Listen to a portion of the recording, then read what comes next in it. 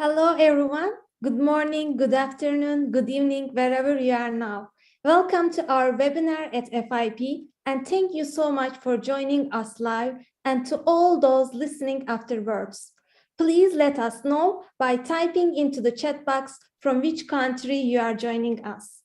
I would like to welcome all of our speakers that are waiting to speak to you today and chairs who will help me to facilitate this session. I also would like to thank my colleague, Dr. Özge Özer, FIP Educational Partnership Manager, for supporting me on this webinar organization. My name is Aysu Selçuk, and I am an education and primary healthcare policy specialist at FIP and lecturer at Ankara University Department of Clinical Pharmacy. I am honored to welcome all of you to this webinar. Today is World Telecommunication and Information Society Day. On this special day, different themes have been introduced. So as FIP, we have organized this webinar to highlight how technology and AI can improve pharmacy education. Especially during COVID-19 pandemic, effective use of educational technologies has become essential. Many different aspects of technology have been introduced or further expanded, including remote experiential learning or simulations for virtual patient care. At the same time, artificial intelligence enabled faculties to accelerate and advance research and clinical care in the pharmaceutical sciences and clinical pharmacy practice.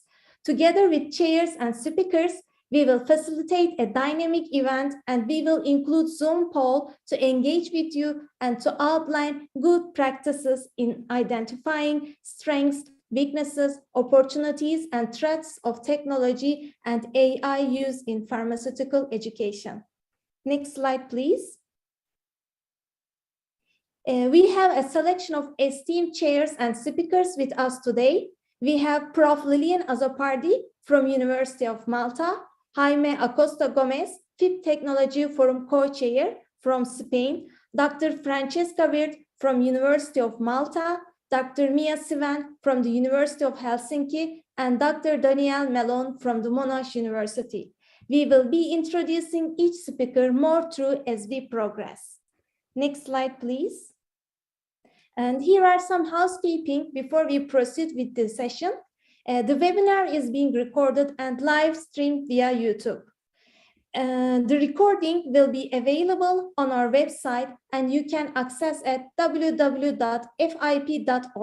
You are very welcome to share this link with your colleagues and friends. During the event, we invite you to join Zoom poll. You may ask questions in the Q&A or chat box provided here in Zoom. We will be picking those up throughout today's session. You are also welcome to provide feedback via emailing us on webinars@fip.org. And finally, we would like to encourage you to become a member of FIP. The link is shared on this screen and we will share it on the chat box as well. Next slide, please. So according to today's program, the event started with the introduction by me. Then we will move on to hearing from the chairs of the webinar for their opening speeches and welcome. And then we will delve more into the program with our speakers. We will hear from Francesca Wirth, and then we will have the first Zoom poll and Q&A section that we kindly ask you to participate. Next, we will hear from Mia Sivan, then we will have the second Zoom poll and Q&A. Finally, we will hear from Dan Malone, and then we will have the last Zoom poll and Q&A session. We will conclude with the closing remarks from the chairs, and there will be a FIP announcement. Next slide, please. As I mentioned, the event has a couple of objectives. We hope you will learn about current and future good practices regarding the educational technologies used in higher or pharmaceutical education, identify ways to enhance the quality of education and academic capacity by utilizing technology and AI in pharmaceutical education. We hope you will contribute to the development of a SWOT in digitalization of pharmaceutical education. Next slide, please. Now I am handing over to the webinar chairs, Lilian and Jaime. Thank you.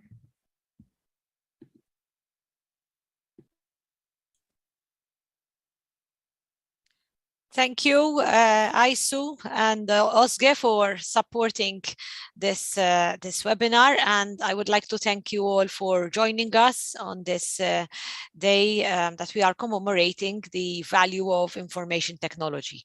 Surely it gives me great pleasure to be co-chairing this webinar together with colleague, pharmacist, and the co-chair from the FIP Technology Forum, Jaime. So it's nice to be together on this virtual platform. And my introductory and welcome speech, I thought if we can move on to the next slide, and I thought of also sharing some reflections, adding on to what Aisu introduced, that with information technology we have a tool, and it's not an issue of using information technology and artificial intelligence in education to be cool or to make it modern, but it's a tool that is going to enhance how we actually support our students to develop the competencies that are needed today. And this gets me then to our profession and how pharmacy is changing because of information technology. What we are listening a lot about digital health, and here FIP has already also done a lot of groundwork. I just draw your attention to the report that was compiled in 2021, the FIP Digital Health and Pharmacy Education Report. And earlier this year, we also, the FIP, under the aegis of the academic section, also launched an online course for educators on digital health. And it is a continuum of using information technology in education, and as we are then preparing our students to also use digital health, digitalization in provision of services. And I now pass on to the floor on to Jaime. Thank you, Lillian. Be very much welcome to this webinar, this new webinar that FIP is providing you free of charge. I hope it's useful and most of all inspiring. I'm sure of that. We have a very good set of speakers today. And I would like in the next slide just to inform you very briefly of the efforts that the FIP is doing towards improving the use of technology in different aspects of pharmacy practice, pharmacy science, and pharmacy, of course, education, which is what brings us today. First, digital health is part of one of the very important FIP development goal. You have the QR codes if interested, and I will allow myself to put in the chat box the links to these documents I'm presenting to you.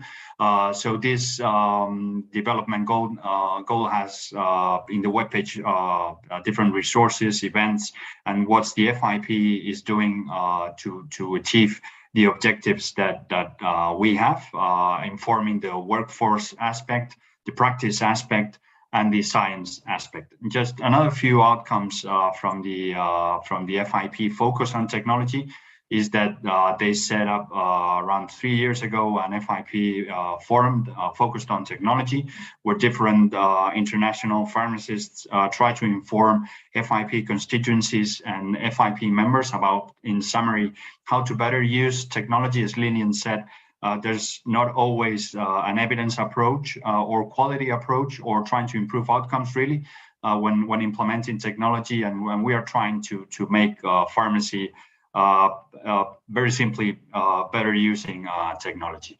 The FIP has also developed a very interesting FIP position statement about emerging technologies and pharmacy practice, and other political documents that are being used by our member organizations trying to develop the use of technology, trying to support pharmacists in our practice or our science or when educating future or existing pharmacists. So this is all from me. I pass now the floor to Lillian again. Thank you.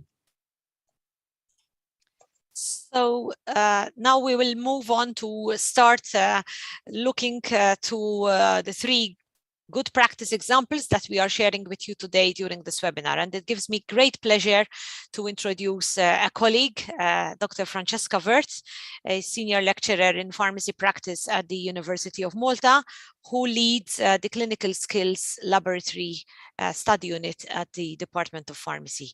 On to you, Francesca.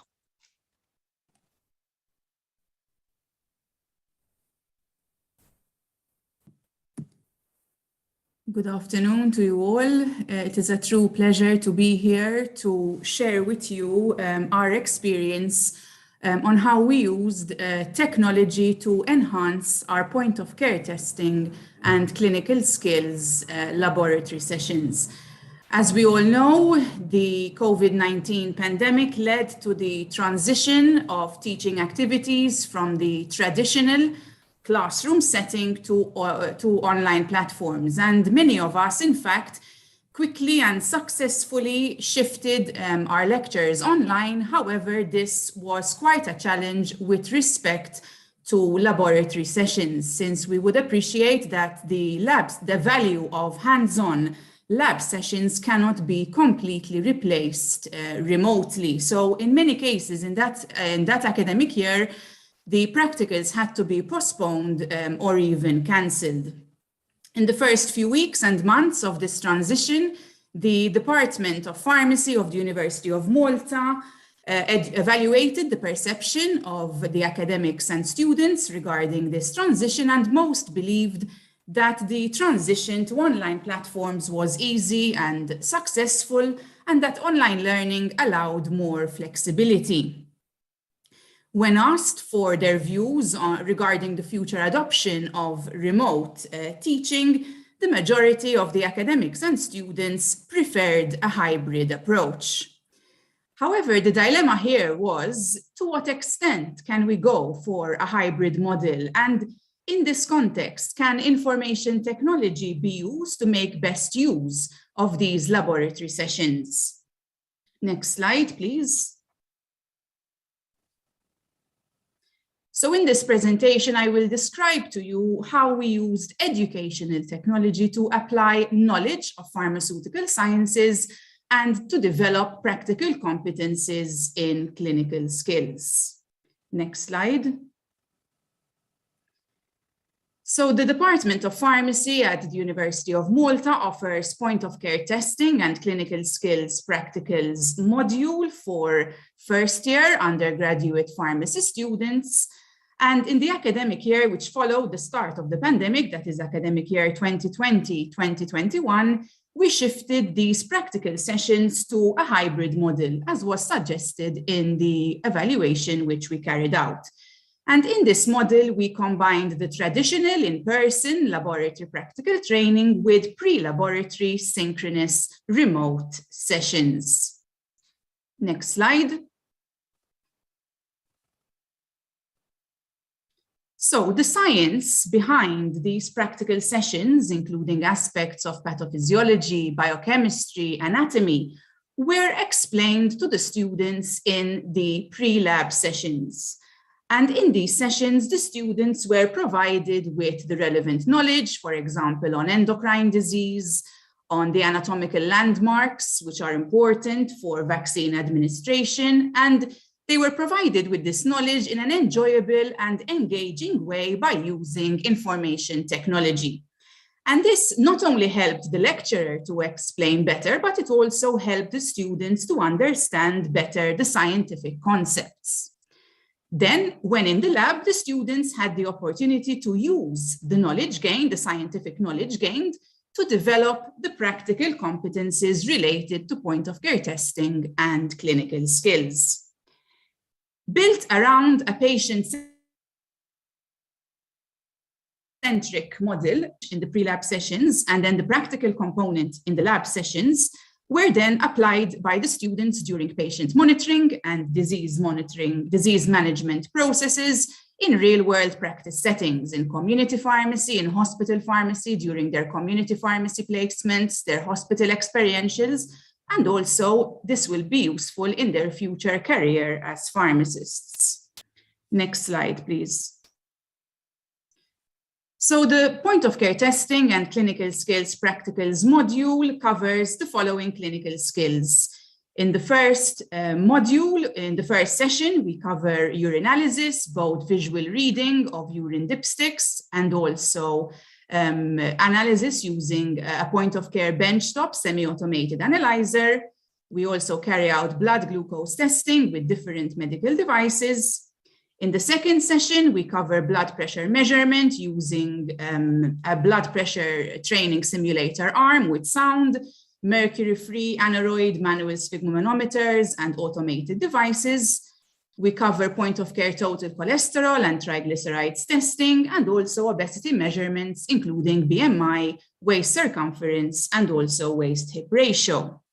In the third session, we cover vaccine administration techniques, namely intramuscular, subcutaneous, and the intradermal routes. Next slide, please. So as I mentioned in the previous slides, we combine the traditional in-lab practical training with pre-lab sessions. And these pre-lab sessions were consisted of 3 sessions, each of 2 hours for all the class, and we used the Zoom platform. And all content was then uploaded on the virtual learning environment. And these sessions focused on explaining the science and the relevant knowledge using technology to prepare students for the in-lab session. So for example, in the session on urinalysis, the students were given an explanation on the pharmaceutical features of urine dipsticks, the pathophysiology related to the physical characteristics of urine specimens, and also the pathophysiology and biochemistry of the various parameters and metabolic diseases which urinalysis screens for. And we did this in an interactive way. Next slide, please. So the pre-lab sessions were interactive, stimulating, and engaging as much as possible, and we used knowledge-informing videos and also practice-oriented audiovisuals. And also we included some practice exercises as well for the students. The demos we used were from reputable health organizations and also by device manufacturers on how to perform techniques and how to take measurements correctly. For example, how to draw a finger prick blood sample for blood glucose and lipid profile testing, how to calibrate a point of care testing device, how to carry out quality control testing of point of care testing devices. And we also incorporated practice exercises to engage the students as much as possible. And one example would be a practice exercise on vaccine administration, where we gave practice exercises for students to identify the appropriate needle length, the appropriate needle gauge and angle of injection for the different routes of administration. And all the videos were uploaded on the virtual learning environment, and the students were encouraged to revisit them again before coming to the in-lab sessions. Next slide, please. So here we have an example of a knowledge-informing audiovisual, which was used in the pre-lab session on blood pressure measurement, which emphasized the key tips on how to obtain accurate readings. And other audiovisuals were engaging and required student participation. But here we can see one example. Oscar, maybe you can play the video of a knowledge-informing audiovisual.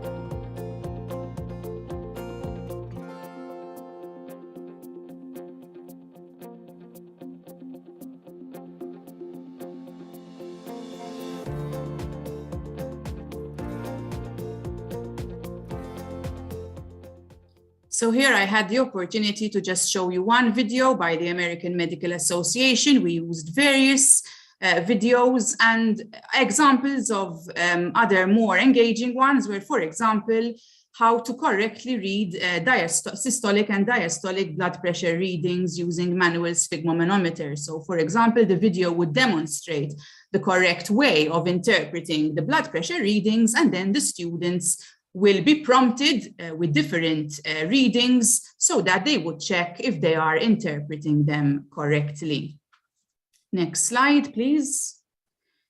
So following the pre-lab sessions, the students then came to the lab for 3 sessions, each of 2 hours.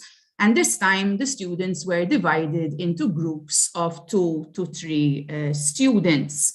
And here the students had the opportunity to apply the knowledge gained in the pre-lab sessions to develop the practical skills and competencies using the various medical devices and practice training simulators which we have available in the Clinical Skills Lab at our university.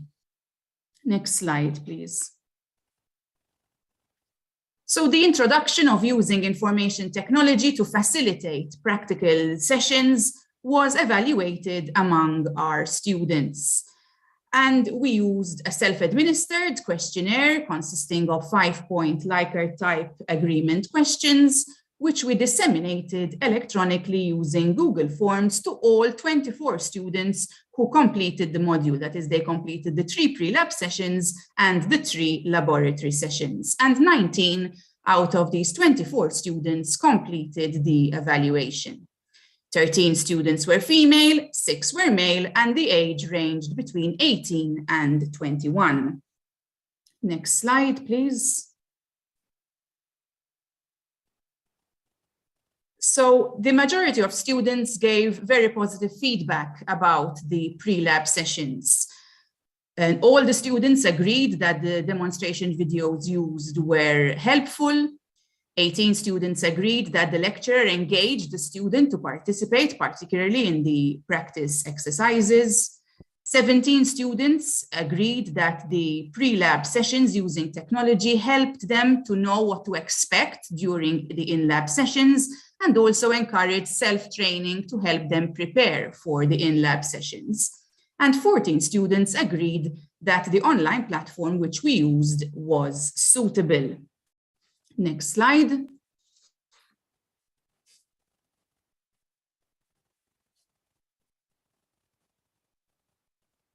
Next slide, please.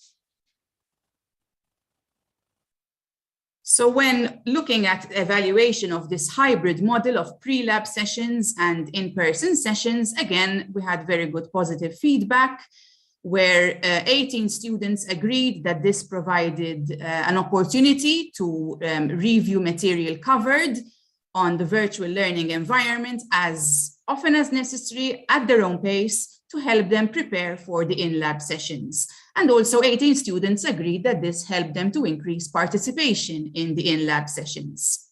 16 students agreed that this model provided an opportunity to pursue their own learning, and also 14 students agreed that this model stimulated critical thinking. Next slide, please.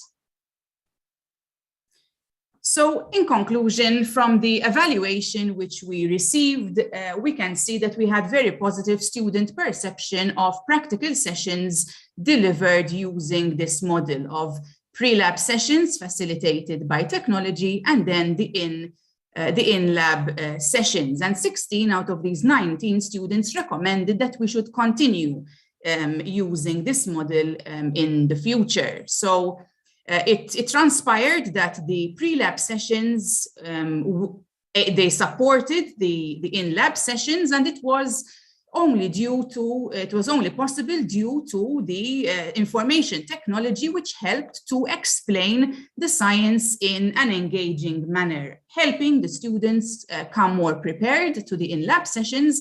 And this helped to maximize the time spent in the lab solely on hands-on practice, so that they would be able to practice and develop the competencies with regards to point-of-care testing and clinical skills.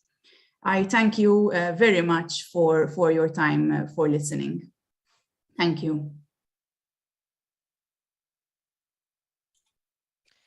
Thank you, Dr. Vert, for providing us a walkthrough of this model of having information technology supporting in lab sessions. And now we would like to move on and open the poll. We have prepared some questions, and the first one is related to the using the technology and artificial intelligence provides great opportunity to ease the delivery of pharmaceutical sciences education for academic staff. And here I'd like to invite you to complete the poll by answering the options that we have on the screen so that we can have an overview of the feeling amongst pharmaceutical educators.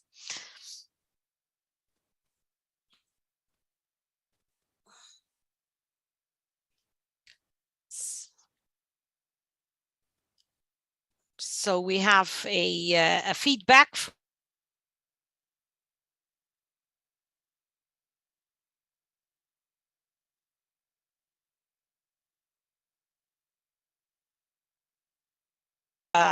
making the smooth delivery of pharmaceutical sciences also for academic staff. And now we can move on. We have another question following this presentation, and this question now approaches the idea that the use of technology and artificial intelligence provides great opportunity in pharmaceutical science education for the students to better understand the concepts.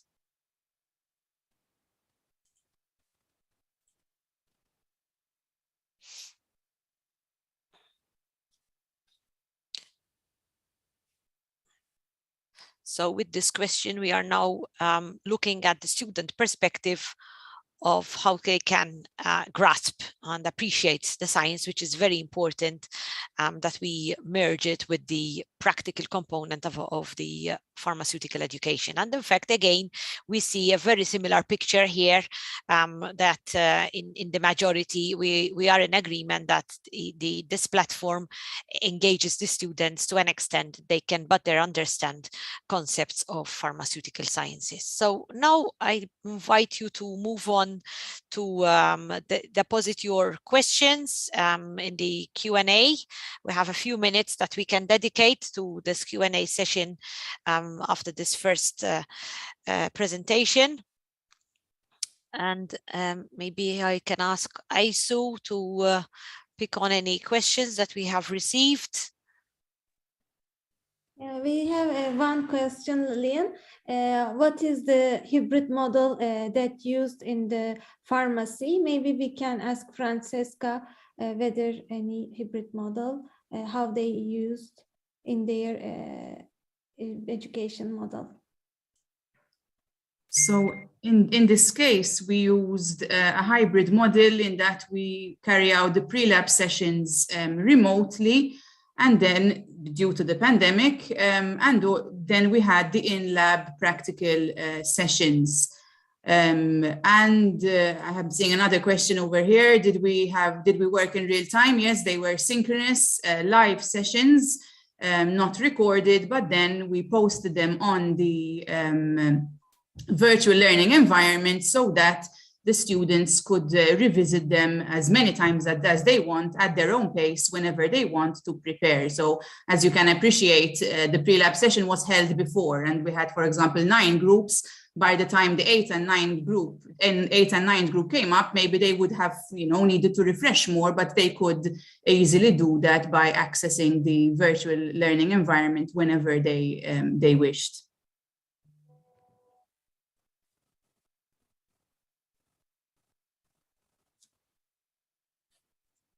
Maybe one question that always comes up is maybe Francesca, you can elaborate on your decision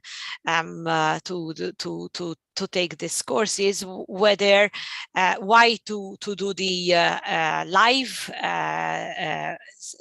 session, the synchronous method, as opposed to having a pre-recorded session loaded on a virtual platform. So what were the elements that made you decide to go for the synchronous setup?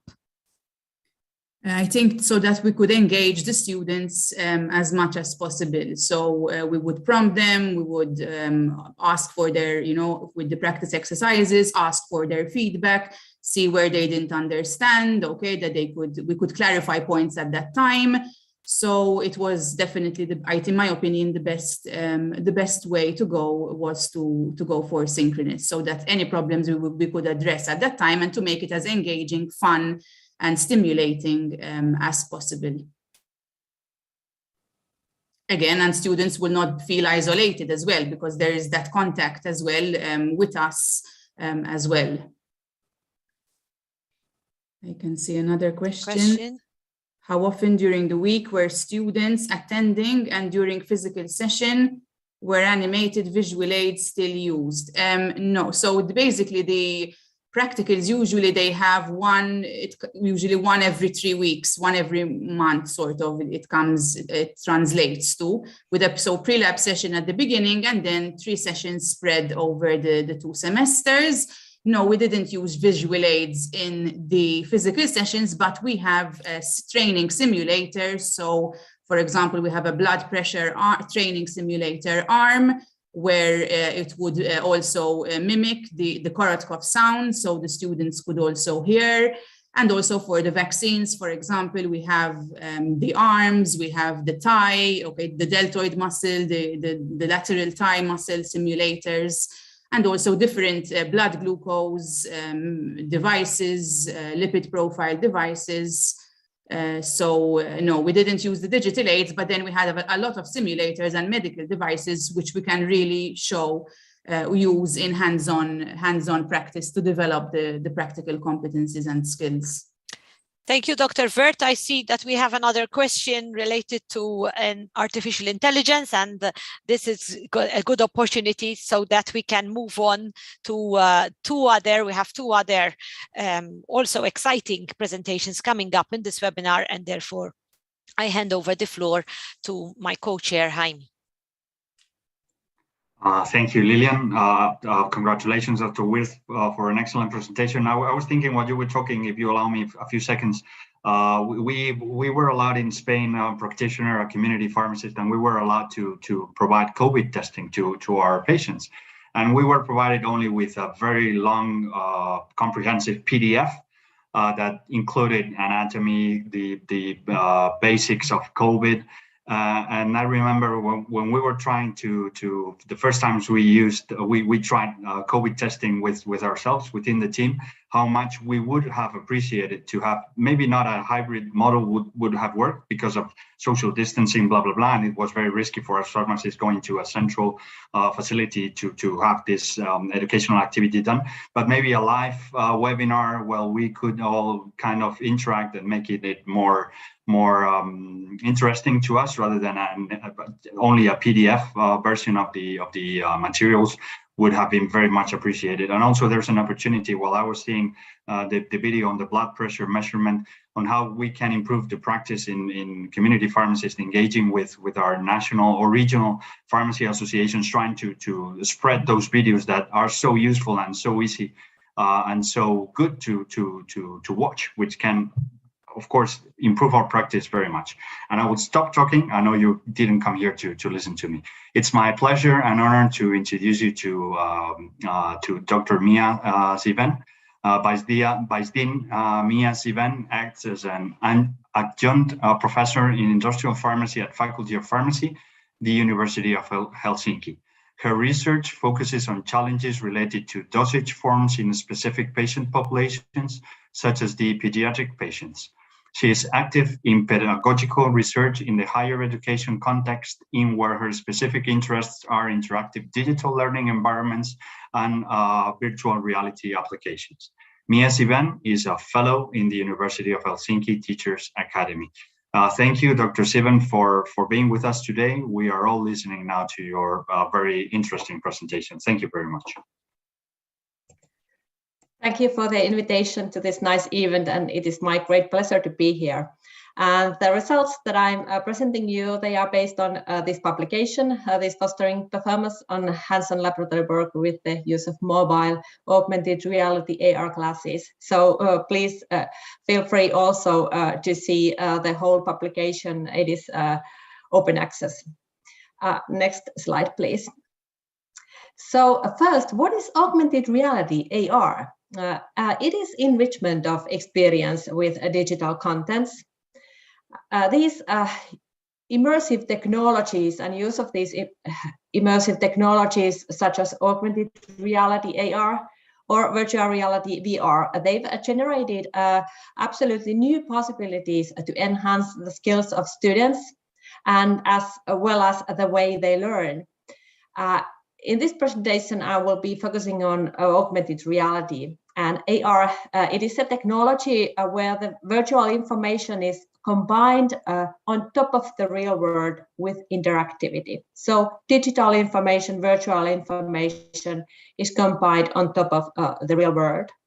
AR itself, it includes various kinds of applications such as wearables and smart glasses that use a retinal projection, as you can see from the figure, the upper figure, or AR can be the more commonly used handheld displays such as smartphones, as you can see from the lower figure in where one game is present.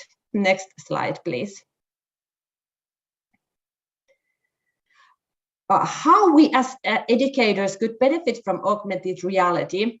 I would say that in pharmaceutical education, the adequate training in laboratory skills is essential. However, we as educators, in traditional laboratory courses, we suffer from the opportunity not to have such much of a interaction with the students that should be. So the teacher has often very limited possibilities to provide individual feedback or real-time guidance to the student. And this is especially challenging in all study programs in where the student to teacher ratio is high, as it is many times in pharmaceutical education. So the aim of our study was to develop an interactive augmented reality, AR, environment which would be suitable for learning laboratory skills that are needed in pharmacy profession, and an AR environment which could facilitate students' learning in science laboratory. For the reason, an interface was built on AR smart glasses. Next slide, please. Our aims were to develop an AR learning environment with different guiding and supporting elements, embedded elements with suitable for teaching pharmacy laboratory skills.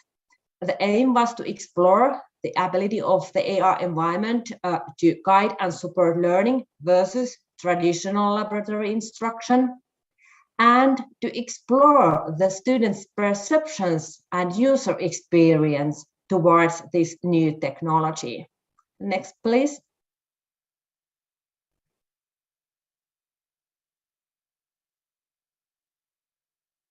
First, we developed an interactive AR environment together with coders. We developed this AR environment for a laboratory work of antimicrobial susceptibility testing.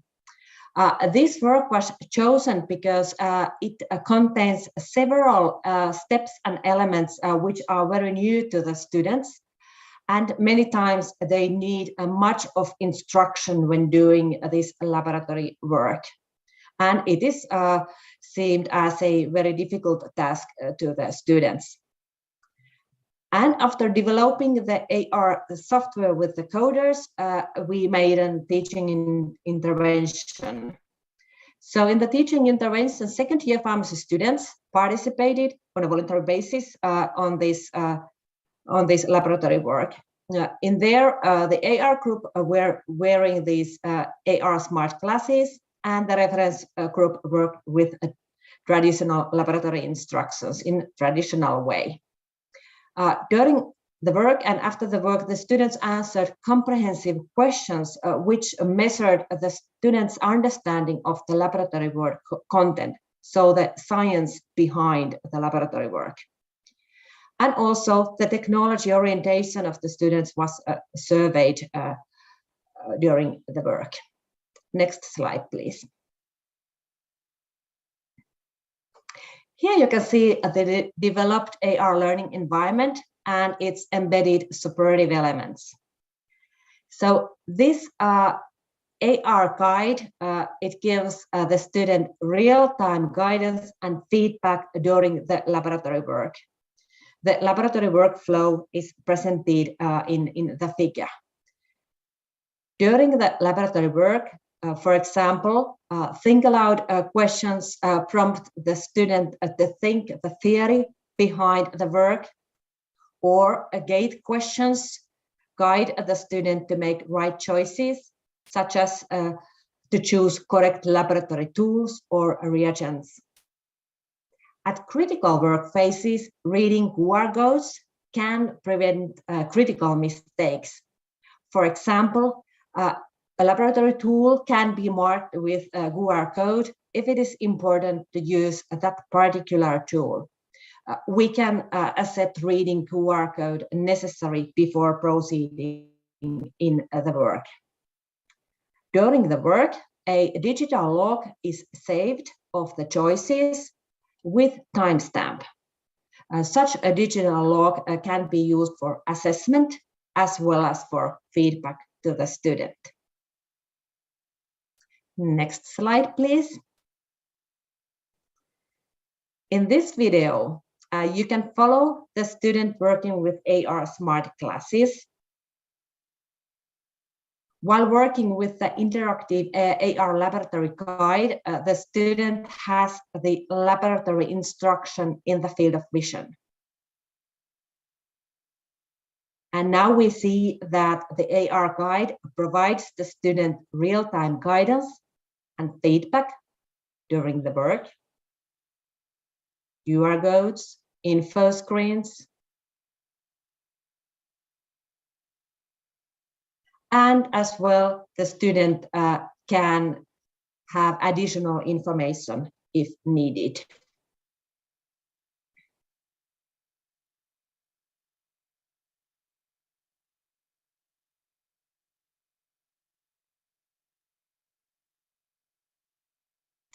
Let's move forward to the next slide. So the results of our study showed that this interactive AR was more effective in fostering performance in the laboratory than the conventional laboratory instruction.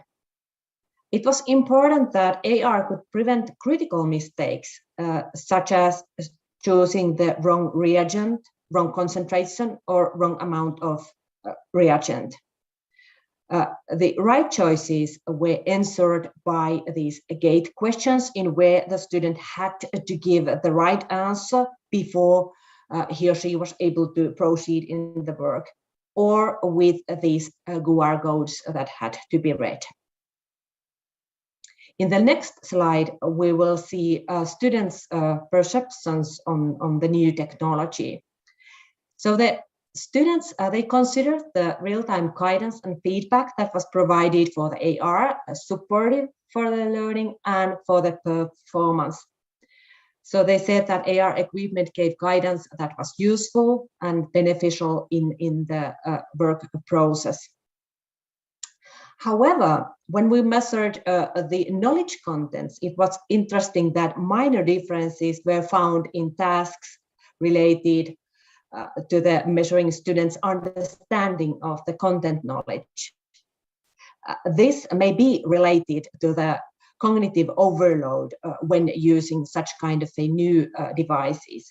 This was the very first time that the students were using this kind of an equipment, and we at the moment are carrying out more pedagogical research to evaluate the effects on quality of learning. Next slide, please. So as conclusion, we concluded that this AR, it was more effective in fostering performance compared to traditional instruction, and it enables students to practice the necessary laboratory procedures, and they can make mistakes and learn from the mistakes, but it's important that we can control some of the very critical mistakes, so the students do not have to suffer from the very harmful consequences of critical mistakes. The AR group considered the real-time guidance and feedback provided by the digital platform supportive for the learning and performance, but surprisingly, only minor differences were found in tasks measuring students' understanding of the content knowledge. In conclusion, AR could offer valuable digital tool which provides real-time guidance for the learners, as well as it supports the educators in our teaching practices. In the final slide, I will have a couple of thoughts about from the educator's perspective. So in this kind of a software, the intelligence is in the pre-designed guidance and interaction. The ability of the ER learning environment to support learning, it relies completely on the design of the workflow and the pedagogical elements that we include in there. So these are the intelligence, and these elements, they are designed by the teacher. We found that it is an easy to operate interface for the teacher for making these workflows, as well as the students found it easy to use. And it is important that the AR is able to prevent the critical mistakes. And at the same time, it gives the student the opportunity to learn from mistakes. And then in the very final slide, I would like to thank all of our associates in this research. So Teachers Academy, University of Helsinki Digital Lead Project, HYPE, the University Pedagogy Unit, CELS Research Project, and the software producer Skyar. Thank you. So thank you, Dr. Sivan. It was a very interesting presentation. Thank you very much. We move on now to another two poll questions that will appear very shortly.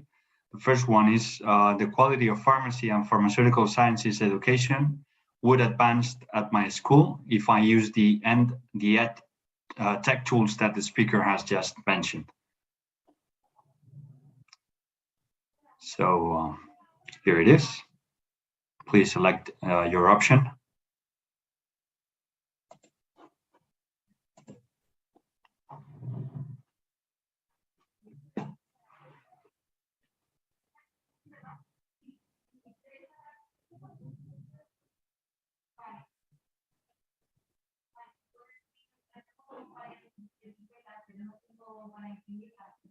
So we can see the results. Thank you. So yeah, most of you agree that it will improve the quality of pharmacy and pharmaceutical sciences education, 68% of you. Thank you very much. We move on now to poll question number 4. So the question is, there is great demand from the students that they are willing to use the technology and artificial intelligence in their pharmacy and pharmaceutical science education. Do you agree, partially agree, you're neutral, or you disagree?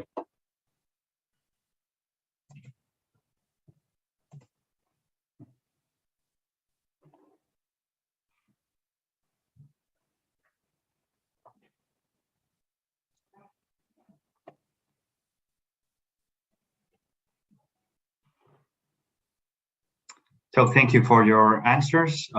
This one is a little bit more divided than the previous one. 56% of you strongly agree that there's this great demand, and 31% of you think that only partially, you only partially agree. So thank you for answering the poll questions. We move on now to the Q&A time with Dr. Sivan, who's available for your questions. We already have a few of them. I will mix the first two ones. The first question I would like to ask you, Dr. Sivan, from our audience today, if you can explain a little bit more what's the difference between augmented and virtual reality, and which one do you think is superior in terms of pharmacy and pharmaceutical sciences education? Yes, thank you. The difference in AR and VR is that when using virtual reality, actually then you use these virtual reality headsets. So you will be learning in the virtual environment completely. So you are out from the real environment. As in AR, augmented reality, you see the real environment, and the real environment is enriched with these digital contents. For example, these instructions in the field of your vision. But then virtual reality is that you use these virtual reality headsets and go into the virtual world and do the things in the virtual world. So they are not really happening what you do, only virtually. So that is the difference between these two, and how one could utilize them in teaching. We have both of them in use, both augmented reality and virtual reality. And for virtual reality, for example, we have this rehearsal of aseptic workflows in a clean room. In these cases, in where it is very difficult for the student to get the different spaces. For example, randomly the students have the opportunity to go to clean room to rehearse different work procedures. So with the aid of virtual reality VR, it is much more easier to go there virtually, do the work procedures, and have the work done, and the student has the possibility to, for example, to rehearse the work procedures before then in a real life going into the clean room area. Yeah, and I assume that it's more efficient because building clean rooms and maintaining them is super expensive. Yes. So this gives another opportunity for more efficiently using the resources that are available to you. The last question for Dr. Sivan. We have a question from Tiwari Sartak Sanjeev. Sorry for my very bad pronunciation. The question is, what is the pedagogical elements? And I was very interested to see the very comprehensive workflow that you presented us, and seeing that still this can be very complex, developing the technology. And I would like to know if you can give us some insights about what associations did you have to do? Did you develop that software on your own? I think that's not the case because of your last slide. But how can you build all that together? Yes. We have the university pedagogists working with us together in building up this software and the workflow. So the pedagogical elements in the workflow, for example, they are these think aloud questions in where we stop the student in different phases during the workflow. And for example, we ask the student, now think why you are choosing this reagent. What is happening in your Erlenmeyer when you add this reagent in there? So that is, for example, one pedagogical element. So we force the student in right places to think the science behind the laboratory work. And we prompt the student to combine the science and knowledge into the practice work. And then also other pedagogical elements, it is up to the teacher to decide which kind of an elements the teacher wants to be built in there. But there is also a different kind of a possibilities. For example, it might be a pedagogical element if you let the student to make mistake. sometimes it is useful to let the student to make the mistake, and then afterwards the student can learn from the mistake, because we know in the real world, empirically, we learn much efficiently by mistakes also. So that is another kind of an example of a pedagogical element in the system. And we had in here these university pedagogists working with us. So they were also helping our teachers. So there was this IT personnel, and then discipline teachers and pedagogists. We were the team that were working together to build up this environment. So thank you. It's a very nice answer, and we can see how you put all the elements together, trying to again improve the quality of the education you are providing. So thank you, Dr. Sivan, for an excellent presentation and answering the questions. We move on now to our next speaker. Please, Lilian, the floor is yours to introduce our last and third speaker.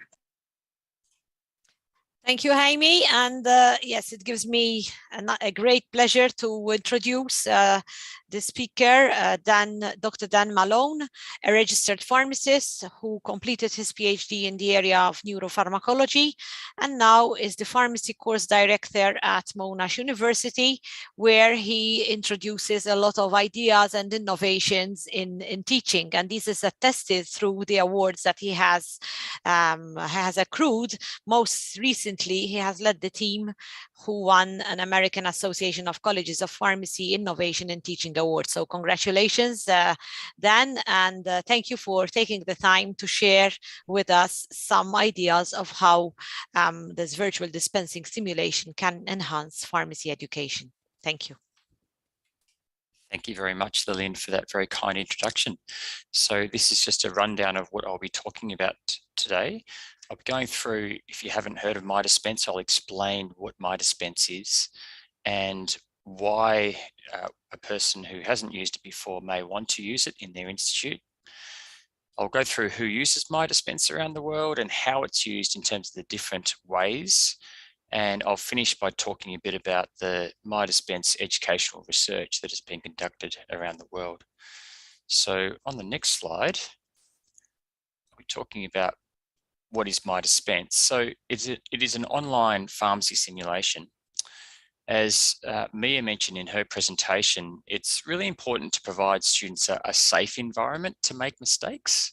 And we feel like MyDispense is quite a good environment for that, in terms of certainly it was initially developed for pharmacy students to practice their dispensing skills, but we have provided MyDispense for free to many institutes around the world. And through those collaborations with other institutes, we've enhanced many other features so that the name MyDispense actually probably isn't that accurate anymore. It can do a lot more than just dispensing software. So on the next slide, I've got a little video to show you, and I'll just talk over it with sound. So yeah, if you could just play the short recording now, please. It begins with a prompt to the student, as you can see on the screen there, which just asks the student that's the patient presents to the pharmacy with a prescription. You can see the prescription then popped up, and you can see the patient that presented with the prescription there. And at the moment, you can see that there's a particular case, which is a clinical decision-making exercise where a student has to use MyDispense to determine whether a prescription is appropriate to be dispensed or not. And so at the moment, they're gathering information by asking the questions to the patient, and the patient's answering those questions. Some of those questions may be irrelevant questions. So you might have seen just before the simulated student asked the patient if they were pregnant, and he's a male. So in an assessment task, for example, we can automate this marking process whereby they would be marked down for such a question. Students can be automatically awarded marks for other processes as well, as I'll see in a moment. I think it's just stopped there. It should still go for a bit longer. Yeah, thank you. So like in a real pharmacy, students can also check the dispensing history and take that into consideration when determining whether to dispense a product or not. And so you can see that the student's scrolling the dispensing history now. And you can see the labels appeared there as well. And so it can be used as a dispensing exercise as well. In this particular case, though, it's about finding the information to decide whether to dispense or not. And you can see on the right hand there's a button called handover, and there's another one called do not dispense. And so the simulated student has just clicked do not dispense, and they've given the reason for not dispensing there as well. And that can be automatically marked too. And you can see that they need to provide a justification for not dispensing, and you can see that they're typing in their justification now. So any text that's written does have to be manually marked. We are working on a way in which that can be automatically marked as well. But the decision to dispense or not and the reason given in that tick box can be automatically marked. So it does provide a fair bit of automation, at least in terms of a marking process. And on the next slide, we've just got a picture of various different options in My Dispense in terms of realistic pictures of characters, which can be matched to old, young, and different ethnicities, etc. So on the next slide, I'll talk about why to use My Dispense. So, and if you just do another click, sorry, I shouldn't have animated this slide. So primarily, we know that we want to teach pharmacy students and get some pharmacy students to practice and assess them on medication safety, because medication safety is such a huge issue around the world. In Australia, it accounts for about, there's about 250,000 hospital admissions in Australia annually, and that's a huge cost to our health system. And studies have shown that 50% of this harm is preventable. And that picture shows something in Happy New Zealand in terms of a pharmacist accidentally dispensing sertraline instead of sumatriptan, which can easily happen. And so these are the sort of mistakes that we want students to make in My Dispense, so that they're less likely to make them in real practice. So checking that the medicine's correct, checking that the prescription is legal, checking, as I showed you in the scenario before, having the clinical decision-making skills to determine whether a prescription should not be dispensed or not, some of the aspects that My Dispense can do. So on the next slide, you can see the users of My Dispense, and that picture shows different versions of My Dispense that exist around the world. So we've created a Swedish version, a Turkish version, etc., in different languages with different medicines that are used in those different countries. And again, this is where we've been collaborating with institutes around the world to make this happen. And we wouldn't have been able to do this without the collaboration of various different institutes. So over 200 institutes around the world use My Dispense, and that means that there's over 1.4 million cases that have been undertaken. Many students, almost 40,000 students are enrolled globally, which is something we're very proud of. Just on the next slide, you can see a map of the world, which shows the different countries that My Dispense is used in. You can see there's a lot of use in the United States of America, but there's also increased use in areas such as the Philippines, Indonesia. We have a lot of users there as well, and South Africa, to name a few. On the next slide, it shows the same information but in a pie chart form, so you can see a variety of countries that are using My Dispense around the world. On the next slide, I think Francesca mentioned in her presentation that there's a lot of very quick transitions that needed to be done at the start of the COVID pandemic. And you can see the steep spike there that we had at the start of the pandemic in 2020, which is reflective of the fact that many different institutes around the world were seeking an alternate to face-to-face instruction. And that's no doubt the reason why we had that big peak, which meant that many more institutes adopted My Dispense as a teaching and assessment tool. On the next slide, shows another graph looking at how My Dispense is used. So most activities are still dispensing exercises, as shown as in the orange little worm there, with a smaller proportion being validation activities, shown in yellow, That is the checking of the work of another pharmacist or a student in the simulation. And the green line is, which you can't really see very well, but it's behind the yellow line, is over-the-counter activities. So scenarios where there's a person comes into a pharmacy and asks for a product or has a complaint, for example, or an ailment. And there's other scenarios which are shown in blue. On the next slide, you can see on the top left screen, that's what students see when they're actually dispensing a medicine. So similar to dispensing programs used commercially, there's a label area, there's an area where you write in the label instructions, and that can be automatically marked to some degree. The other pictures on the top show the back rooms of the virtual pharmacy in MyDispense, where students can click on a shelf on the refrigerator or on the controlled substance safe, for example, and then a subsequent screen will open, and some of those screens are shown underneath that shows the selection of drug products available for the students to pick on, and they can click on those products to then dispense them. A similar screen is available for a selection of over-the-counter products shown on the bottom right there, and they're just Australian products. On the next slide, we've got an example of an over-the-counter product request. So this person is requesting an over-the-counter product for a headache.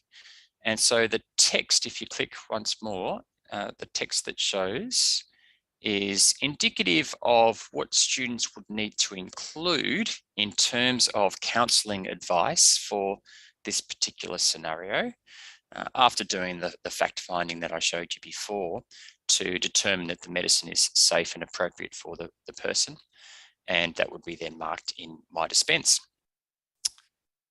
So on the next slide, I also want to show you the fact that we have a hospital pharmacy section of MyDispense. And this creates opportunities for students to make decisions. If you just click a few more times, you can see there's a number of different hospital-related scenarios that we can put in. So it may be a doctor asking a particular question. It might be another health professional, such as a nurse, asking a drug-related question. It could be an infusion question. It could be a calculation question.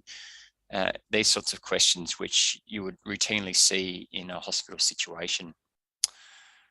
And on the next slide, I'm going to show you another little recording. So if you just click on the button, it shows a doctor making a request for the patient. But this scenario is a bit different from the last one. It's in a hospital, but also it requires students to prioritize different tasks. So you can see they're asking questions at the moment, and that's important to fact find, but also hospital relevant information is shown here in terms of pathology notes, patient progress notes, medication charts. And then you can see that the student is interrupted in a moment, here we go, by a nurse with a patient query. And so the student then needs to make this decision as to which task is more urgent. Is it the talking to the doctor, or is it the query they just got? And then another doctor appears just to further increase the complexity and probably stress to the student in terms of the overall scenario. And so students can then toggle backwards and forwards between the queries. And so we see this as a really unique learning opportunity for students to put them under a little bit of stress, again, in a safe environment, but put them under a bit of stress to see how they respond to simulate real life pharmacy practice. And we think that's really important. And we can do that in both the hospital scenarios as well as the community. So on the next slide, I'll just talk a bit more about the educational research that has happened around the world with regard to MyDispense. Earlier this year, my colleagues, Dr. Vivian Mack and Dr. Harjit Singh, led a scoping review to better understand the published literature on how MyDispense is used for teaching and learning in pharmacy education. And they found 39 papers, of which 16 were mixed methods, as you can see on the slide. And there was a focus a lot, not always, but on the satisfaction of students, but I'll show you some other interesting results which they found too. So just clicking on the next slide, please. They found that there's 4 main themes that existed in terms of the publications in the last 10 years. And they also identified some sub-themes. So in sort of purpley, pinky, mauvey kind of colors, You can see that the largest theme is skill development, which consists of dispensing skills, communication skills, and decision-making skills, which is reflective of the fact that that is what MyDispense was built for and was the original use of MyDispense. So that's not surprising, perhaps. But I'll now discuss some of the seminal papers that have been published on MyDispense from people around the world. If you just click on the next slide, please. So this paper shows a survey that was conducted of 241 students across the University of California, San Francisco, St. Louis, and University of Connecticut schools of pharmacy. And their main findings were that generally students liked MyDispense, which is always good, but in particular the realistic nature of the program and the fact that it helped them to practice collecting patient information and reinforcing appropriate counselling. They did note the importance of student orientation in terms of using MyDispense and having it available prior to introductory pharmacy practice experience, or IPPEs as they're termed in the United States. On the next slide, there's a paper that was published from, again, UCSF in California. And whilst they found no difference in terms of student confidence or test scores compared to students that had usual instruction, there was a correlation between the students that kept doing the attempts multiple times. As you can see, some students did some MyDispense exercises up to 5 times, and some did them no times. And there certainly was a correlation, a significant correlation that existed in terms of number of attempts completing these out-of-class MyDispense exercises and exam scores in a therapeutic course, suggesting that practice out of class is beneficial for student learning. Next slide, please. So this work from the University of Michigan found that whilst there were no difference between students in an intervention group that completed 30 MyDispense cases in terms of self-reported confidence or placement preceptor reported ability of students to complete over-the-counter interactions on placements or IPPEs. But MyDispense completing students did have more patient care encounters, as shown in this graph. And the authors suggested that this may indicate that students who completed the simulations may have felt more comfortable engaging with patients regarding these self-care encounters, which is certainly a positive. On the next slide, we've got some work from a school called the Wingate University School of Pharmacy in North Carolina. And this research looked at MyDispense from a validation of controlled substance prescription perspective in second-year pharmacy law students. And they found a statistically significant relationship between the exercises completed and the exam scores, which again is encouraging that practice with MyDispense leads to better results in terms of exam scores. And students that reported moderate to high exercise value and a willingness to use the software in preparation for future pharmacy law examinations. So essentially students liked using it and they found it quite realistic in terms of what to expect from a dispensing program. Next slide, please. Thank you. So just this study looked at mainly preceptors' assessment of student readiness, and students found the MyDispense exercises realistic and a safe space to make mistakes, which again, I think is an important aspect that's come out from this webinar. And students that completed MyDispense exercises before their placements received higher preceptor scores for patient counselling, of self-care and of medications, which is a great result. And finally, there was a paper published on self-reported, on the next slide, self-reported satisfaction and confidence and motivation of students and decision-making as well. And these were all admittedly students self-reporting, but did show, as you can see on the slide, that all these aspects were improved, as you can see in that table, significantly as a result of students using MyDispense, which is again a positive result. So on the next slide, in conclusion, look, MyDispense is cost effective. Admittedly, we again give it away for free, but there is a cost involved in terms of the time commitment to set it up. But it is cost effective, and it was initially developed to dispense for teaching students and assessing students on dispensing skills, but certainly can help in terms of problem solving, clinical decision making, and prioritization, which I think is an important aspect too that we hope to use more so at Monash.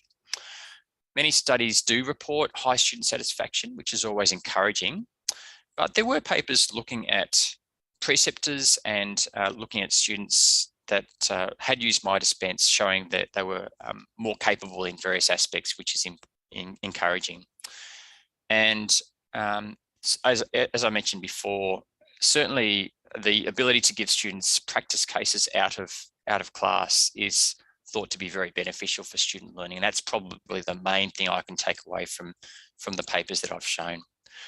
And just on the next slide, I'd like to acknowledge some colleagues of mine, in particular, Dr. Vivian Mack, who's led a lot of the MyDispense work for the last 5 years, and Keith Sewell and Keenan Beaumont and Khan Unigo, who are crucial in terms of being the engine room behind MyDispense, and Mariam Costello, our faculty manager, for her support, as well as the Dr. Harjit Singh and a number of students who did a lot of the scoping review, and all the partner institutes as well. And of course, you for listening. Thank you very much.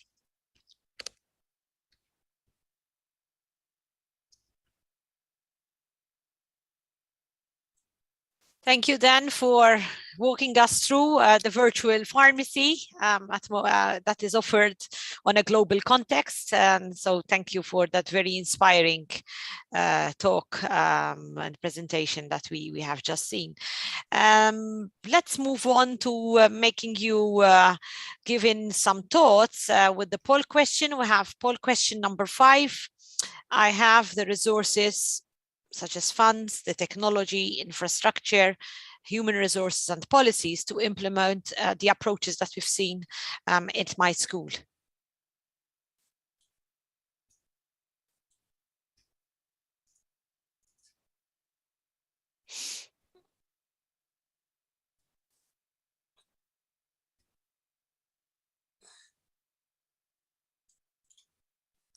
So let's see the poll results, and we can here see the reality of the challenges that most of us face on a day-to-day basis of listening to nice, good practices, but then looking at the reality that the majority, 69%, feel that there are not enough resources to support the breadth of incorporating these resources at the school on a day-to-day basis. We have another question, which is question poll number 6, that is looking at in my faculty, we have implemented technology and or artificial intelligence in our pharmacy and pharmaceutical sciences, education and curriculum to some extent.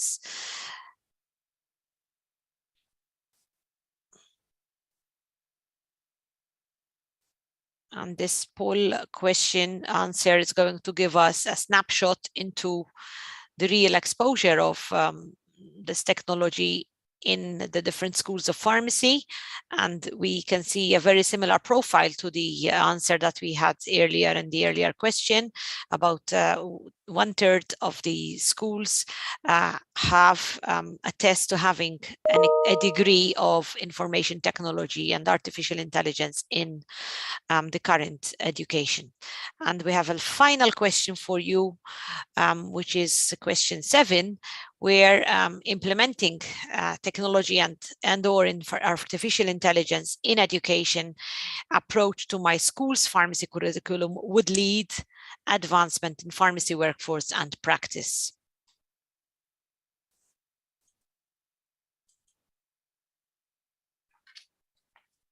And we will see from the results of this poll how we are looking at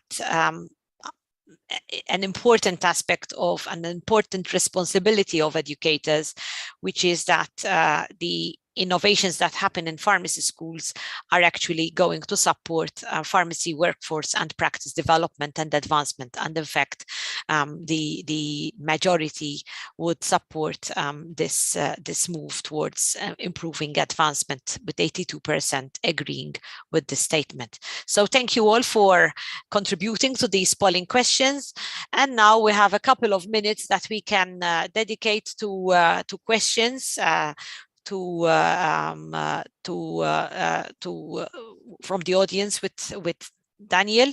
And I have one first question, which is a long one, but I hope that you'll be able to work through in this virtual platform.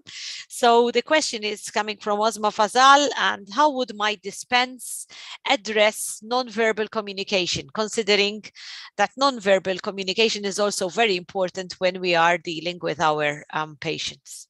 On to you. Thank you very much for the question, Osma. It's a great question, and I thank you for asking it. Look, I agree with you. Nonverbal communication is crucial in terms of pharmacy education and teaching pharmacy students. I should have made the point that we use MyDispense throughout our pharmacy degree at Monash University in conjunction with other live teaching. So, for example, we have workshops where students will dispense a medicine in MyDispense, or they'll problem solve in MyDispense, but then they'll role play that interaction live with other students. So that's where, you know, it's obviously important to have that empathetic response to practice that as well. We would dearly love to have, you know, the ability to ask questions live and have the avatar answer live rather than just in typed form. We aren't there yet in terms of that technology. That would be great if we could, but that's a very expensive undertaking. But no, I think your question is very important because it highlights one aspect of MyDispense, that it is a dispensing software. That's what it's been developed for. It is quite good at fact finding, but that fact finding does lead to, you know, perhaps you could argue that it leads the student on to particular questions. And you're absolutely right that it doesn't address the important aspects of nonverbal communication. So that's why it's important to be used in a hybrid model in pharmacy education, where those aspects of nonverbal communication are certainly covered elsewhere in the degree, or in, as I mentioned before, in workshops in conjunction with MyDispense. Thank you for that answer. And we move on to another question, which is more logistically based. I know that we've seen that MyDispense is used across the globe, and we do hope that we will get more experience with this software. And there's a question of how to go about approaching having MyDispense in a school of pharmacy. So what's the logistics? Are there any fundings? Yep, so there is no funding required. MyDispense is completely free to use. And so I'll just put in the chat actually, just an information website, info.mydispense.monash.edu, which people can find out more information about MyDispense. As I said, it is completely free. At the bottom of that chat, there's a support button. And if you are interested in using MyDispense, you can click on that and put in your details to inquire about utilisation of MyDispense at your institute. As I said before, we have it free because of the fact that if we didn't have it for free, it certainly wouldn't be used around the world as much as it is. And we wouldn't have had the wonderful collaborations that we do currently have in terms of developing MyDispense and making it better for everyone to use, not just Monash. And so, you know, we win by sharing it with everyone freely. And that's the model we use, and that's the model we're sticking with. It does, of course, require time, as I mentioned before. It does require an investment of, you know, working out how to use it, and of course, you know, ensuring that it's used in the appropriate manner in a course. And ideally, it should be integrated, you know, throughout your degree, where students start off with simple dispensing processes and then build up to those more complex prioritization of tasks that I showed in the recording. And a final question, which is I'm directing to Daniel, but it's probably actually a wrap-up question for the three speakers. But I'm sorry, Daniel, you're the last one, so you're gonna get to answer this. But yes, it's a question: why is it so difficult to access this information technology in pharmacy, in the pharmaceutical aspect, seeing that now it's becoming more and more relevant in all the aspects of humanity? That's a very difficult question to answer, I think. Look, it's as you mentioned, Lily, it's a big question. It's something that obviously the world would be a much better place if the access to pharmaceutical technology was much more widespread, particularly in developing countries. That would obviously be beneficial to everyone. Look, again, that's why it's important to have technologies that are made freely available, and that, again, speaking specifically on My Dispense, that's why we have it so that all you need is a web connection. And I know that's not always accessible for people around the world, but there's no downloads required. It makes it simple and easy to use in terms of just being a web-based application. But look, you know, I think that's perhaps more of a philosophical question than a question I can really answer. I'm sorry. That's right. So thank you, Daniel. I think we are very close to closing this webinar. First of all, I'd like to thank you all for your participation, and I would also like to thank FIP for creating this leadership in pharmacy and pharmacy education, so that we can come together and share these experiences, and also for the invitation for me to be with you today. On a concluding reflection point, my take-home message, which I'd like to share with you, is that there are many things going on in different parts of the world, and sharing is what makes them valuable, and how we learn to innovate in our own place. So I'd like to invite you all to come up, share your experiences, provide them through the platforms that are offered at FIP, the many opportunities during the conference coming up very soon, and during these webinars, because by sharing these examples, we are all going to be able to innovate. Thank you, and I pass now on to my co-chair, Jaime. Thank you, Lilian. Thank you, our three speakers, for a wonderful session today. And thank you for your contributions, your questions, answering the poll questions, which will help us to kind of analyze it and hopefully prepare like publication from it. Let's see how we do. Thank you to the FIP staff members who are in the background. You're not seeing them, but you sure are noticing that they are working, because everything has been prepared so well. As my last messages, the use of technology is much more than only a better experience for pharmacy students and educators. It's much more than using resources more efficiently, which is super important, of course, but it allows us to deliver better contents and improving the outcomes in terms of knowledge, in terms of learning. Also very complex skills as dispensing, which is super complex, and even vaccination, which was provided by our first speaker today. And you can also even learn your students learn from their own mistakes in so many different things as lab procedures and medication safety, which is a very big issue all around the world. You can find your own place in terms of implementation of technology by using the resources that are available for you, from small research studies to high-scale projects, as Dr. Malone showed us in the last presentation. There are many different flavors. You have artificial reality, augmented reality, virtual reality, artificial intelligence, apps. There are many things that are available to you, and you can learn from the masterclass that is available to you if you are an FIP individual member, free of charge. Last, I would like to invite you to the 18th FIP World Congress of Pharmacy and Pharmaceutical Sciences in Seville, Spain. The Congress will take place from the 18th to the 22nd of September 2022 under the theme Pharmacy United in the Recovering of Healthcare.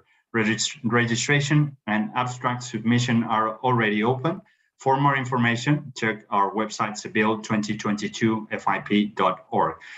There are some specific dates that you might want to check, especially the abstract submission deadline. If you want to share your experiences with colleagues all around the world, it's an excellent opportunity to showcase your experience and to network, connecting with people as valuable as our three speakers today. And the early bird registration deadline finishes on the 15th of July. And in our next slide, we will see the most important topics that will be covered in that Congress. If I can have the next slide, please. The next slide, please. Yeah, so never waste a crisis, which is sadly so familiar to us. Science and evidence supporting the response to COVID-19. And last, dealing with new and extraordinary ethical challenges. And to conclude this webinar today, big thank you to you for attending today. And if you decide to come to Seville, it's in Spain and I'm Spanish. Everything is going to be ready, not only to let you share and learn and network with the colleagues, but also have some fun, and Spain is the right place for that. Hopefully I'll be able to greet you personally on Seville in September. Thank you very much.